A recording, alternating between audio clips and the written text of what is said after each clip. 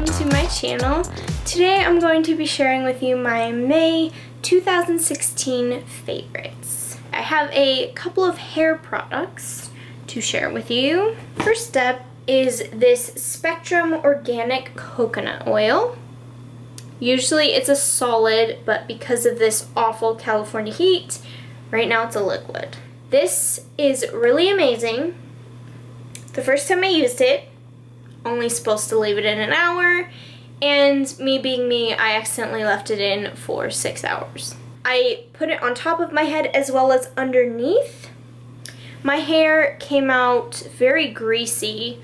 Surprisingly though, not up here, just like in the middle of my hair. So I figured next time I'm only going to use it on the top of my head because that's where I'm struggling with dry scalp. And it was obviously so dry that it sucked up all the coconut oil, and even though I left it in for 5 hours more, it still wasn't greasy up here. So I knew it was going to work, I just didn't put it down here because down here is fine. Like the bottom of my hair, this is fine. I've used it a couple more times since then, only on the top, and it makes my hair so incredibly soft. I don't know if it's helping the dry scalp. I'm still struggling to get rid of the itchiness, but maybe I just need to use it consistently for a few more weeks and see if it helps. It's supposed to help dry scalp, so we'll see. However, even if it's not helping, I still love it because it's making my hair so soft. Continuing with coconut, I've been using the OGX Coconut Milk shampoo and conditioner. I know these are small, they're travel size. I love OGX. I've been using their shampoos for a couple of years now, and honestly, I kind of have a stockpile of hair products, but once I'm done with those, I'll probably only use OGX because their products never let me down. These are no different. I'm obsessed with coconut, so why not have my hair smell like coconut? Coconut oil, and then coconut shampoo and conditioner. One last hair product, the Salon Graphics Play It Big Volumizing Dry Shampoo with Keratin Protein Complex. My mom uses this and she thought I would like it because due to the dry scalp, I've been washing my hair once a week, trying not to dry it out even more. And, you know, I've done a kind of good job keeping my hair from getting greasy, but you know, it's gonna get greasy. That's what hair does when it gets dirty. So now that I have a job and I'm out in public, this really helps. I can just spray it in. This is clear, so you can't see it, and it really does a great job of sucking up that excess moisture. I really like it. I will probably repurchase this after I'm done with this bottle. Moving on from hair, I want to talk about shoes. These are by the brand Anna. 6.5 T-strap pointed toe flats. These, they're kind of beat up now because I have a job now and I'm on my feet for hours at a time, and I wore a couple other pairs of shoes and they gave me terrible, terrible blisters. These are the only shoes that don't give me blisters when I'm on my feet. There's a nice cushion. They're so comfortable. They go with everything. I hope they never go away. Next, I want to talk about the books I've been reading this month.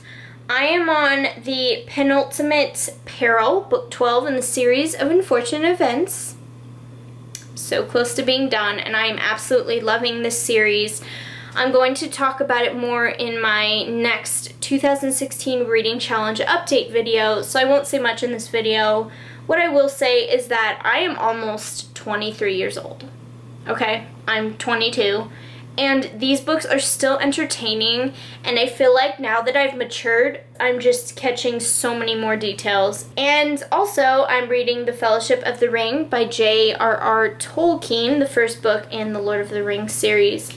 I'm actually like, let's see, 1, 2, 3, 4, 5. I'm 5 chapters away from being done. So good. I've been taking my time because I've been struggling with book slumps, but I've enjoyed both of these series a lot. Like, a lot. Really good. Going along with books, I've been really into BookTube lately. If you don't know what that is, BookTubers are YouTubers that strictly discuss books. That's all they vlog about. I love reading. I've just never looked at BookTube until recently, and now I'm subscribed to several BookTubers that I really love.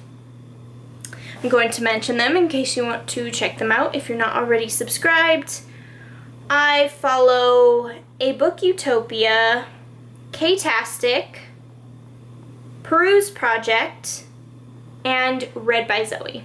Speaking of YouTube, I talked about this in my pin videos. I have been really obsessed with Disney pins and Disney pin YouTube videos. I have subscribed to several Disney pin channels or channels that feature Disney pin collectors. I don't know why it's so fascinating. It just is, and honestly it's dangerous because I want all the pins. And I don't have money for all the pins. I did buy a few.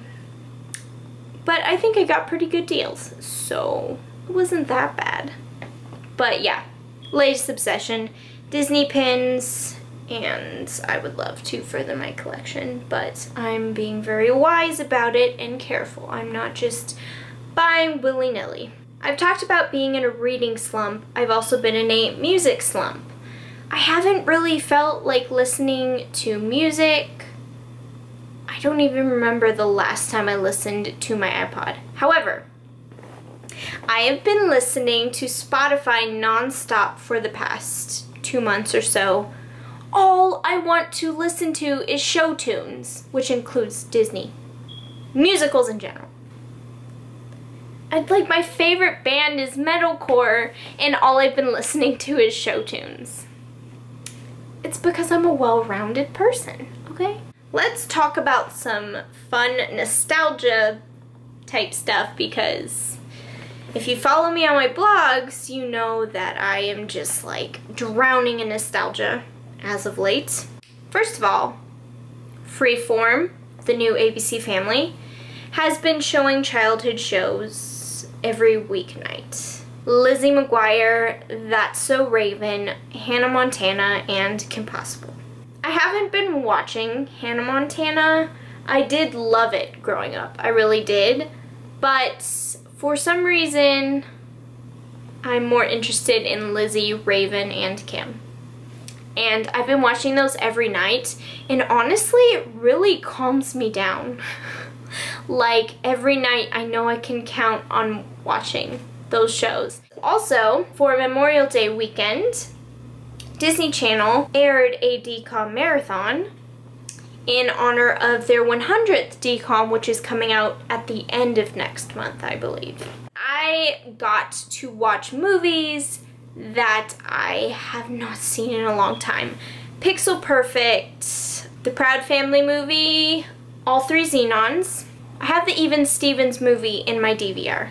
I haven't watched it yet, but I'm going to. There were a lot of movies that weren't included, but they're going to be airing this month, June, leading up to the premiere of, I think it's called Adventures in Babysitting. There were other movies like The Cheetah Girls and High School Musical and Wendy Wu, Cadet Kelly, but all of those are on Netflix, so I didn't waste DVR space because I can just watch them on Netflix. Also, I had a lot of fun watching the Thingamavlogs live stream. They were raising money for the Pavlov Foundation. They were like my friends for the weekend.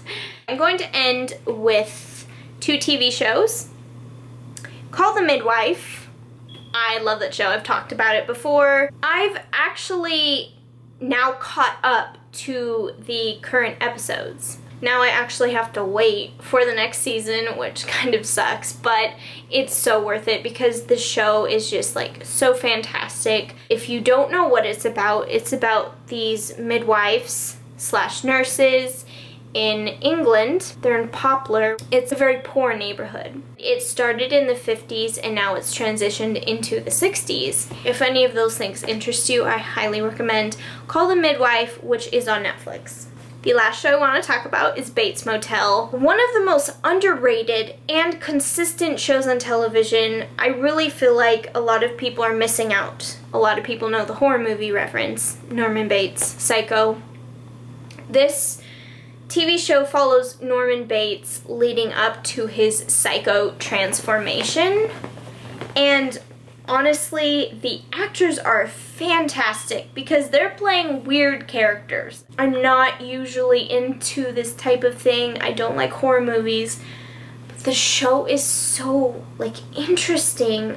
Watching this psychological transformation? Oh my gosh, they've just done such a good job with this show. And the reason I say it's the most consistent on television is because we're in, season 4?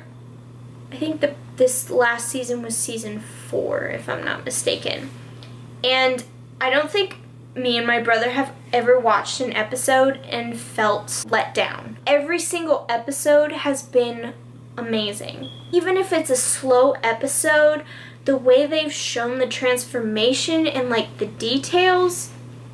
One of the best parts about the show is that it is a modern day version of Psycho. But they live in this sleepy little town in Oregon. Technology doesn't play a huge part in the show. The wardrobe of both Norman and Norma, they feel somewhat old-fashioned in a good way. It's so cool what they've done. They've blurred the line to the point where sometimes you forget that the show is taking place in the 21st century. I feel like the show is way too underrated. However, it has received enough viewers to finish. When they first began filming the show, the crew had a clear idea of the story and how many seasons they needed to tell that story. I think they've accomplished what they wanted to accomplish, and I really hope that the show catches on, especially in the last season, because